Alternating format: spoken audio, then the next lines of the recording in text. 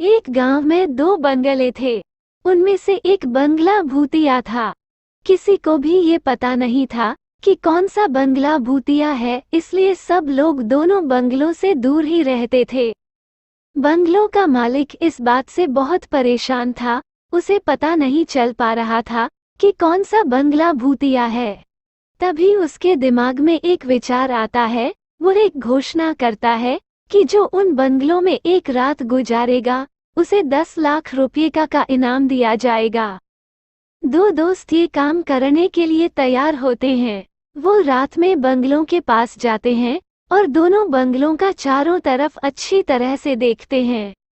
वो दोनों बंगलों के अंदर नहीं जाते और समझ जाते हैं कि कौन सा बंगला भूतिया है। क्या आप बता सकते हैं कौन सा बंगला भूतिया है? आपके पास 5 सेकंड हैं, कमेंट करके बताइए।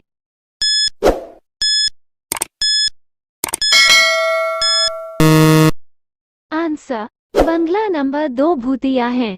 दोनों बंगलों में जाने वाले पैरों के निशान को अगर देखोगे तो 2 नंबर बंगले के अंदर जा रहे पैरों के निशान में एक पैर का निशान सीधा है और एक उल्टा है, इसलिए बंगला नंबर 2 भूतिया है।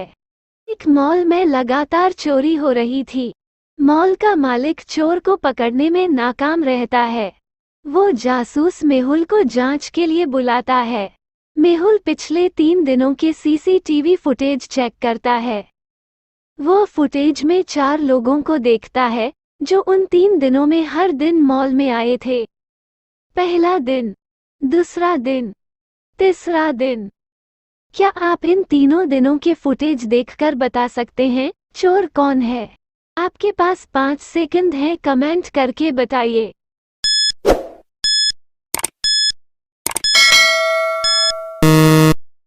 आंसर, डी चोर हैं।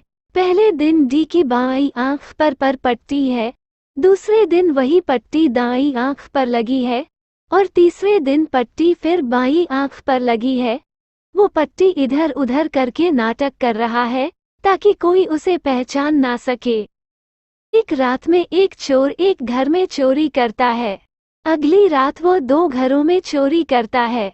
तीसरे दिन वह 3 घरों में चोरी करता है और चौथे दिन 4 घरों में करता है। इंस्पेक्टर जेम्स बहुत बार उसे पकड़ने की कोशिश करता है, लेकिन वह उसे पकड़ नहीं पाता। जेम्स मेहुल को अपनी मदद के लिए बुलाता है। मेहुल उन घरों के नक्शे को गौर से देखता है जहां चोरी हुई थी। ये बात तो तय थी कि आज 5 घरों में चोरी होगी, पर कौन से 5 घर? ये 3 नक्शे उन 5 घरों के हैं जो एक साथ बने हैं। क्या आप बता सकते हैं कि इन तीनों नक्शों में कौन से 5 घरों में चोरी हो सकती है?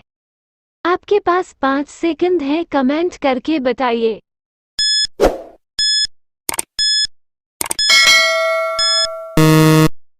आंसर, सी, क्योंकि जिन घरों में चोरी हुई थी वो रोमन नंबर के पैटर्न से बने थे। नक्शा सी के 5 घर भी इसी प्रकार रोमन पैटर्न से बने हैं। एक ट्रेन में बहुत सारे लोग बिना टिकट सफर कर रहे थे। टीटी ने तय किया कि सरप्राइज विजिट देखकर इन लोगों को पकड़ा जाए। टीटी सैम से टिकट पूछता है। सैम कहता है, मैंने टिकट लिया था, पर हमारे सामने वाले यात्री ने अचानक खिड़की खोल दी और मेरी टिकट मेरे हाथ से हवा में उड़कर बाहर चली गई। क्या सैम टीटी से सच बोल रहा था या झूठ? आपके पास 5 सेकंड हैं, कमेंट करके बताइए।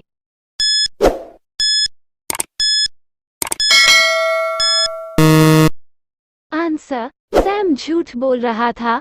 चलती ट्रेन में हवा बाहर से अंदर की ओर बहती है, तो टिकट उड़कर बाहर कैसे चली गई?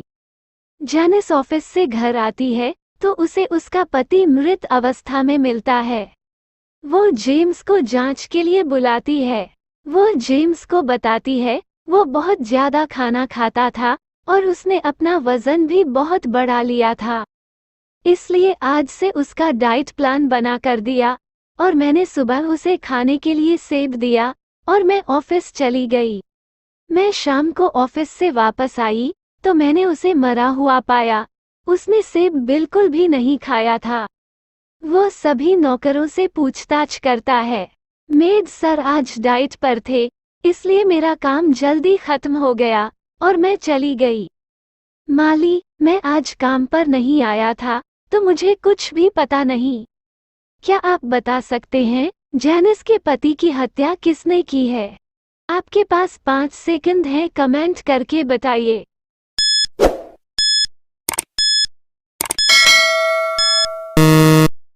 आंसर, जैनिस झूठ बोल रही है। उसने कहा था कि उसके पति ने सेब नहीं खाए, तो सुबह से रखे सेब का रंग लाल हो जाना चाहिए था।